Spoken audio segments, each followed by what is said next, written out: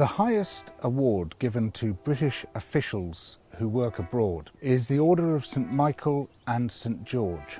This consists of a star with a little enamelled painting, and the painting shows the angel St Michael standing on the neck of the devil, and the devil is a black man. This image is very similar to one that we've become familiar with. A policeman kneeling on George Floyd's neck as he says, "I can't breathe."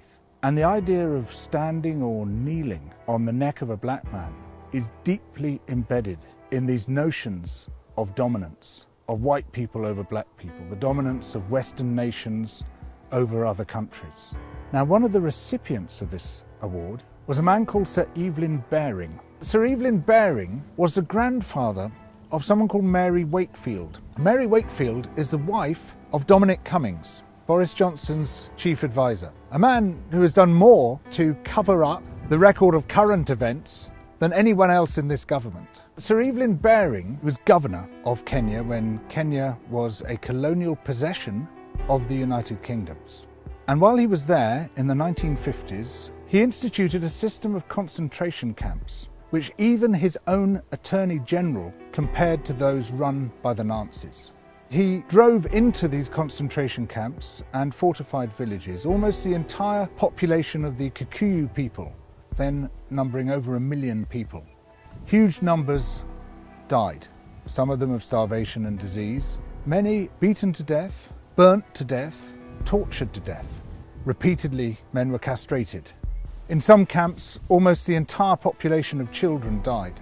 And until the Mau Mau are destroyed, the innocent too must suffer. It was Evelyn Baring who oversaw the creation of this system. Sir Evelyn Baring, upon whom rests the main responsibility of the campaign. We are making progress in that struggle, and we are all confident that in the end we will succeed. He also directly authorised the beating to death of people within those camps. When Labour MPs asked inconvenient questions about this, on one particular occasion when 11 men were beaten to death, he told the Colonial Secretary to tell the MPs that they had died from drinking contaminated water. Before Britain left Kenya, there was an order sent down, implemented by Special Branch, to conduct what they called a thorough purge of the archives. They burnt crate after crate of documents. One of the orders instructed that if there were too many documents to burn, they should be packed into weighted crates, taken as far from the coast as practicable, and dumped into very deep water without currents.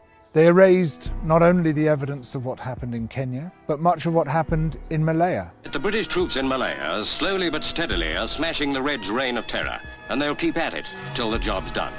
In Yemen, where Britain fought its dirty war, in Aden. We're going to be extremely firm and extremely mean. If anyone starts any trouble, they'll just get the head blown off. They'll get the message in time, you know. We remember all this in the context of Boris Johnson telling us that to pull down statues is to lie about our history. The entire history that we are told about British imperialism is a lie. We, as a nation, have a greater level of pride in our empire than any other European nation. People look back with nostalgia to Britain's imperial past. That's impossible to understand unless we understand the massive fabric of lies, of deletions, which has airbrushed the colonial atrocities practiced everywhere we went. Imperialism has long been justified through the notion that the white man had a duty to civilize the so-called other races.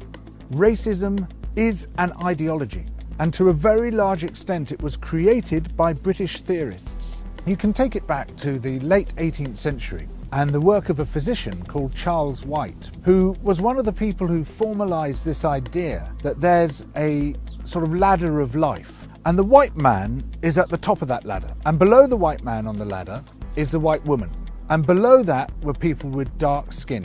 That ideology remains with us today.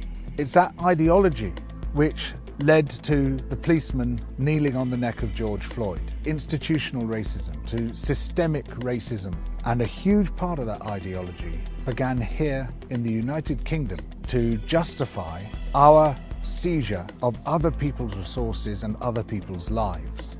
These relationships continue by other means, through our trade relationships today, which are often highly coercive, enforced by offshore tribunals of corporate lawyers, basically forcing countries to give up their natural resources, enforced by international debt, and what we see is a net drain of wealth from the poor nations into the rich nations. This wealth is not just being taken from other people in the world today, it's also being taken from future generations. The capacity of the earth to support us is being wrecked by those who are burning through the earth's resources as quickly as possible, who are destroying our life support systems. Environmental destruction, imperialism, racism, these are intimately connected. They all mesh together as part of a global system of injustice. It's not just the bad stuff in history that they don't want us to see. It's also the good stuff. The massive role of the slave revolts and rebellions, of the slaves themselves and the ex-slaves, who through their advocacy managed to generate a huge amount of outrage about the slave trade and what it involved. Similarly, the history of resistance and rebellion within these shores, a huge range of people's movements amongst the working classes, amongst the middle classes, trying to create a better, juster, more democratic nation, often hundreds of years before their visions came to fruition. And by learning from that history, as well as by learning from our history of atrocities, these two hidden histories, we can begin to understand where we stand, why we are where we are, and how, from that position, we can start to build a better world. Double Down News brings the big issues together. It shows how they fit into the wider story. The story of where we are and how we got here, and the story of how we need to change, how we need to build a better world. So please support Double Down News through Patreon and allow this journalism to flourish.